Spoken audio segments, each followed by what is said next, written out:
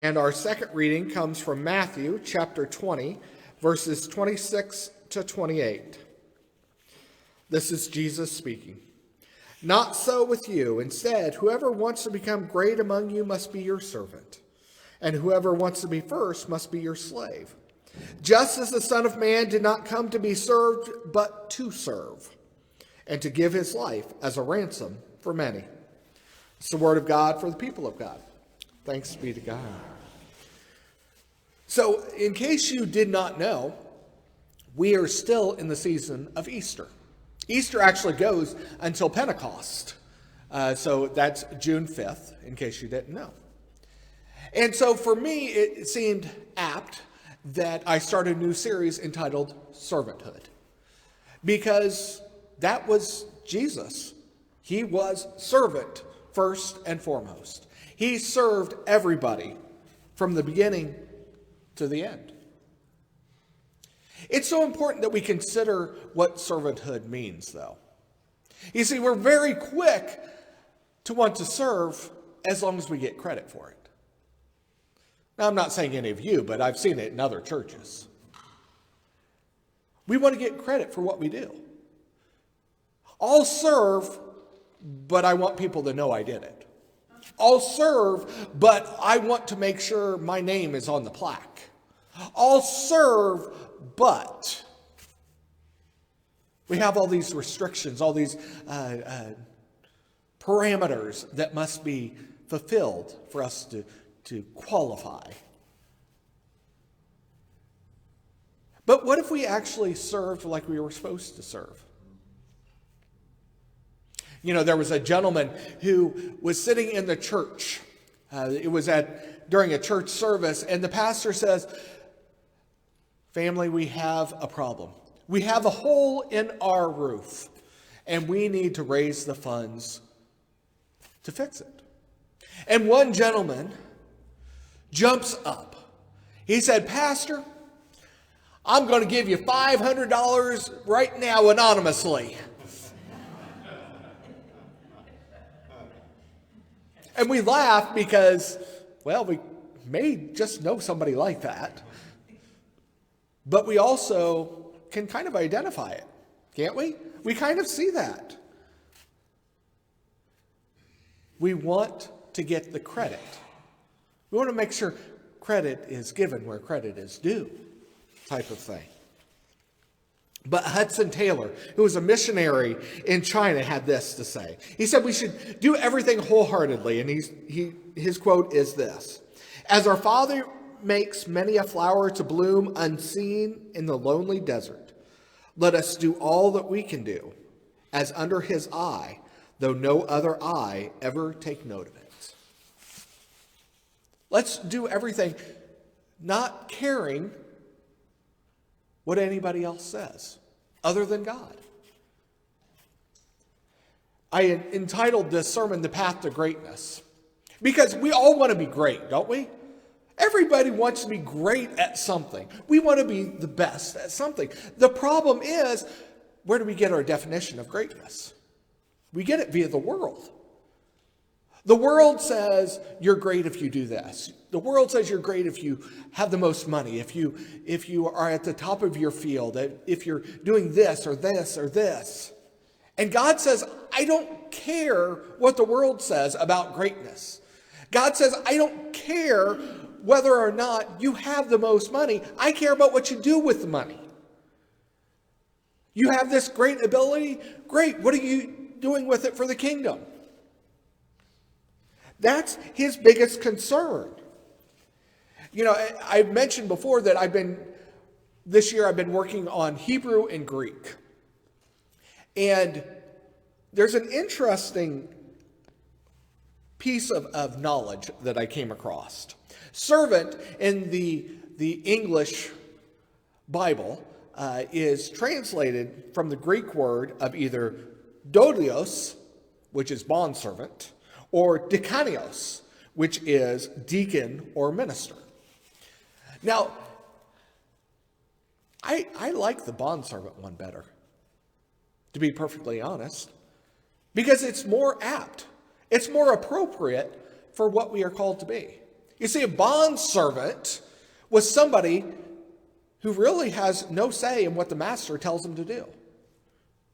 Really has no call in it. Has been bought and paid for by the master.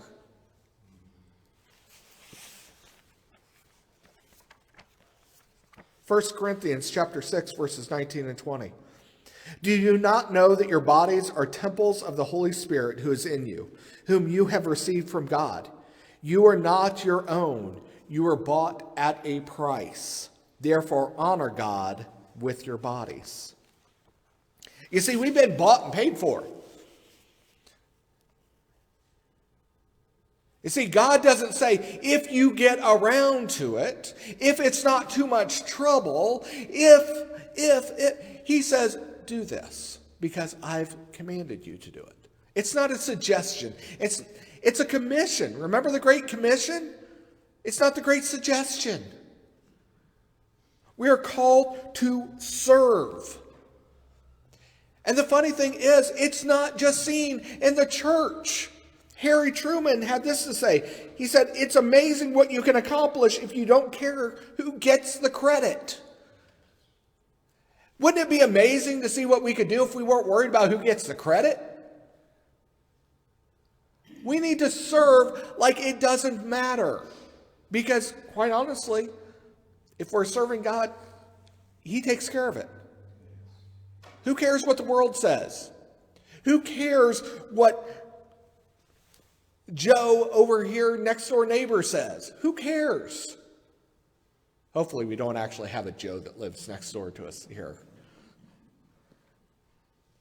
We need to be intentional about what we're doing.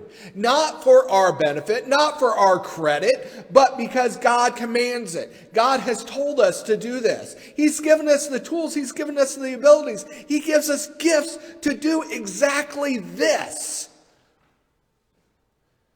And He says, use them. He makes it easier. He makes it better with these gifts so we can do exactly what He's calling us to do. He's empowered us. He's given us authority. He's given us abilities. And He says, don't waste them. Use them. You see, I called this the path to greatness because it's a path. It's a long path. It's not a single step. It starts with a single step, but it's a long path. A path that starts from when we are born to when we die. If we want to be great, in God's eyes, we need to walk His path that He's created for each one of us. Each one of us has a path. It may look similar to others. It may look completely different from others. It doesn't matter. It's a path God has created for you. And sometimes that path is rough. Sometimes you're going to have to push through those brambles and the thorn bushes. And that's okay. Because as long as you can still see the path, it's okay. God's with us all the way. It starts with a single step. Now, if you're like me, I like instructions. I like step by step. So I'm going to give you some step by step. You want some step by step? I'll give you a step by step here. People are illogical, unreasonable, and self-centered. Love them anyways. If you do good, people will accuse you of selfish, ulterior motives. Do good anyways. If you are successful, you win false friends and true enemies. Succeed anyways. The good you do today will be forgotten tomorrow. Do good anyways. Honesty and frankness makes you vulnerable. Be honest and frank anyways. The biggest men with the biggest ideas can be shot down by the smallest men with the smallest minds. Think big anyways. People favor underdogs, but follow only top dogs. Fight for the underdogs anyways. What you spend years building may be destroyed overnight. Build anyways. People really need help but may attack you if you do help them. Help them anyways. Give the world the best you have and you'll get kicked in the teeth. Give the world the best you have anyways. You see, we have to ignore what the world says. You really want to be great? Ignore the world. Honestly. And it's easy to say, isn't it? These steps are easy to say. Following through with them, that's the tough part. But we still have to do it. We still have work to do. We still have steps to take. Not one of us is perfect. Not one of us has completed the path. If we are still alive here on earth, we have not completed the path. We've still got steps to take. But we need to act. You see, very often, we see people post on Facebook or say something about they need prayer. And what's the response? Praying. I'll pray for you. But do we actually pray? Or more importantly, do we reach out? Do we go beyond just the bare necessities?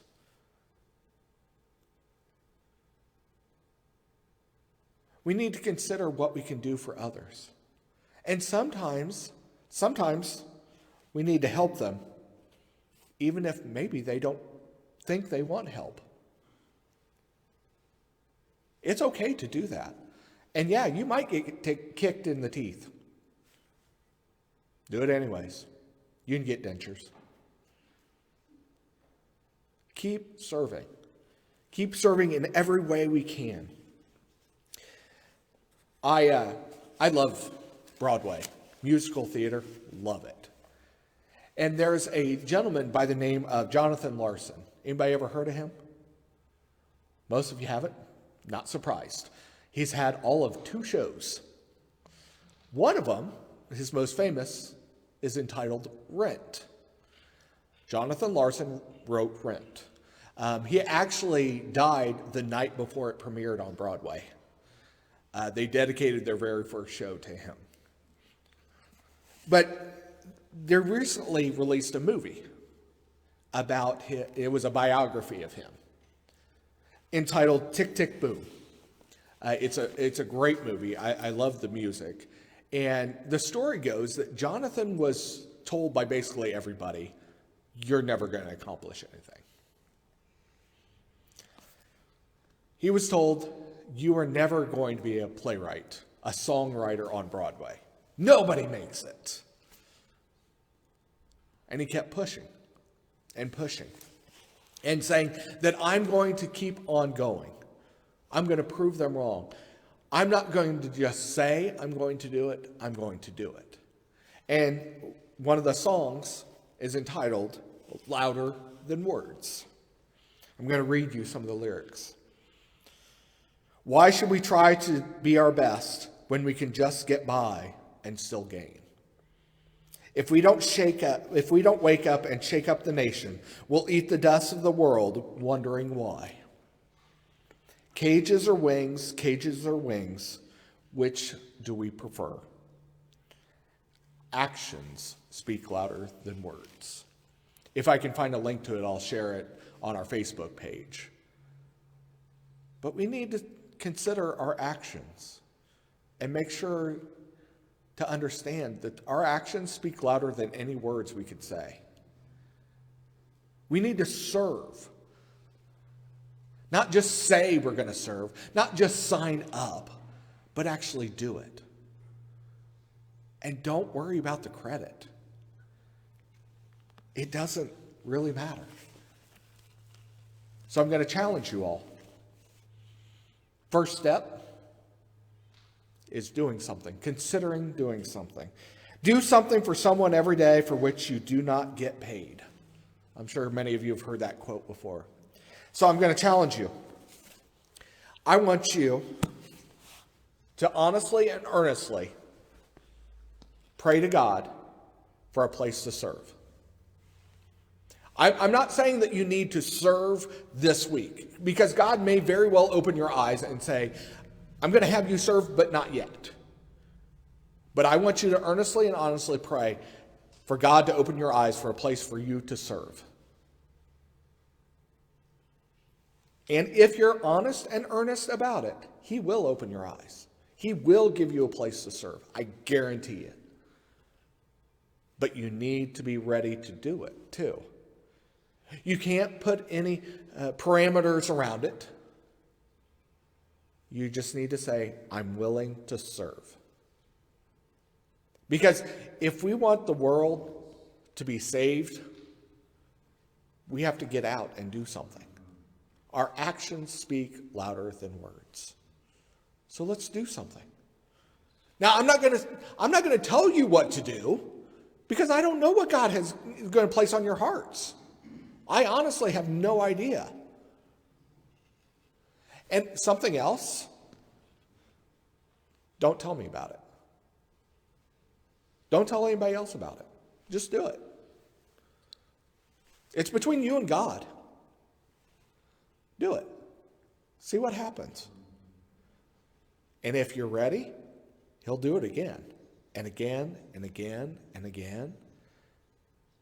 We need to be the ripple that spreads out into the waters of the rest of the world,